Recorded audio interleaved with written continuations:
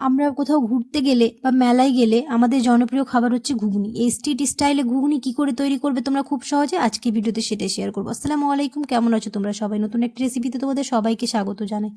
এখানে আমি মটরটাকে প্রায় ওভারনাইট ভিজিয়ে রেখেছিলাম আর নিয়েছি হচ্ছে দুটো আলু ছোট ছোট করে কেটে নিয়েছি। এবার এটাকে সেদ্ধ করে নেব, তার জন্য প্রেসারে দিয়ে দিয়েছি। এবার দিয়ে দিলাম হচ্ছে জলের পরিমাণটা হবে যাতে মটরটা ডুবে থাকে। এবার দিয়ে দিলাম হচ্ছে পরিমাণ মতো নুন আর দিয়ে দিব হচ্ছে হলুদ গুঁড়ো। আর প্রায় 5 থেকে 6টা সিটি দিলেই হয়ে যাবে। এখানে আমি মটরটা প্রায় 400 গ্রামের মতো নিয়েছি।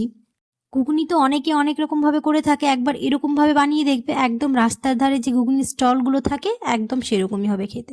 ওইদিকে ওটা সেদ্ধ হয়ে গেছে। এবার কড়াইয়ে দিয়ে দিলাম হচ্ছে প্রায় 3 থেকে 4 চা চামচ তেল। তেলের মধ্যেই দিয়ে দিব হচ্ছে এখন 1 চা চামচ চিনি। চিনিটাকে খুব ভালো করে তেলের সঙ্গে ভেজে নেব যাতে চিনিটা মেল্ট হয়ে যায়। তোমরা যারা আমার ভিডিওটা দেখছো অবশ্যই চ্যানেলটিকে সাবস্ক্রাইব করে দিও আর পাশে থাকা বেল আইকনটাকে প্রেস করতে একদমই ভুলো না। যদি ফেসবুক থেকে দেখো তাহলে অবশ্যই পেজটাকে ফলো করে দিও। এবার দিয়ে দিব হচ্ছে পেঁয়াজ। এখানে আমি দুটো পেঁয়াজ নিয়েছি, ছোট ছোট করে কেটেছি। এবার পেঁয়াজগুলো দিয়ে দিব।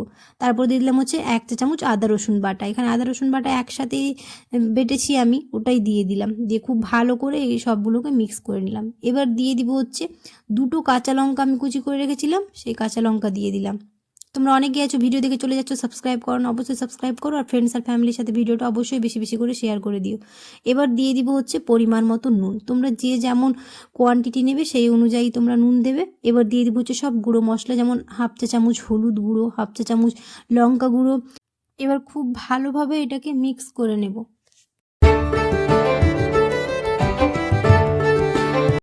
এবার দিয়ে দিলাম হচ্ছে 1/2 চা চামচ কাশ্মীরি মরিচের গুঁড়ো, তাহলে কালারটা খুব ভালো আসবে। দিয়ে খুব ভালো করে এবার মিক্স করে নেব। আর ওইদিকে ঘুগনিটা সেদ্ধ হয়ে গেছে, প্রায় 6 থেকে 7টা সিটি দিয়েছি। খুব ভালোভাবে সবগুলো কষানো হয়ে গেছে। এবার দিয়ে দিব হচ্ছে টমেটো। এখানে আমি একটাই টমেটো নিয়েছি। এবার দিয়ে দিলাম হচ্ছে টমেটো দিয়ে খুব ভালো করে এবার কষিয়ে নেব যতক্ষণ না টমেটোটা সেদ্ধ হয়ে যায় আর টমেটোর কাঁচা গন্ধটা চলে যায়।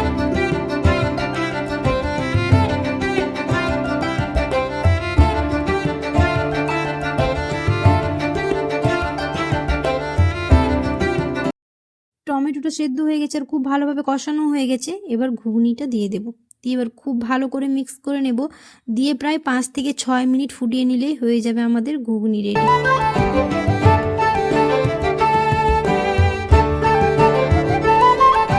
হয়ে গেছে আমাদের ঘুগনি রেডি। সব শেষে এবার দিয়ে দিলাম হচ্ছে ভাজা জিরে গুঁড়ো আর একটু গরম মশলা দিয়ে খুব ভালো করে মিক্স করে নেব। চলো তাহলে ভিডিওটা আজ আমি এখানেই শেষ করছি। কেমন হয়েছে রেসিপিটা অবশ্যই কমেন্টে জানিও। আর যদি ভালো লেগে থাকে তাহলে অবশ্যই একটা লাইক করে দিও। দেখা হবে খুব শিগগিরই পরে একটা নতুন রেসিপিতে। সবাই খুব ভালো থাকবে, সুস্থ থাকবে, সাবধানে থাকবে। আল্লাহ হাফেজ। আর দিয়ে দিলাম হচ্ছে একটু ধনেপাতা দিলে ফ্লেভারটা খুব ভালো আসবে, খেতেও ভালো লাগবে। তোমরা অবশ্যই এরকম করে একবার ট্রাই করে দেখবে। অনেকেই তো অনেক রকমভাবে করে থাকে, একবার এরকম করে ট্রাই করে দেখবে, একদম দোকানের মতোই হবে খেতে। এই ঘুগনি রুটি বা পরোটার সাথে বা তোমরা চাইলে মুড়ির সাথেও খেতে পারো, খুব ভালো লাগবে।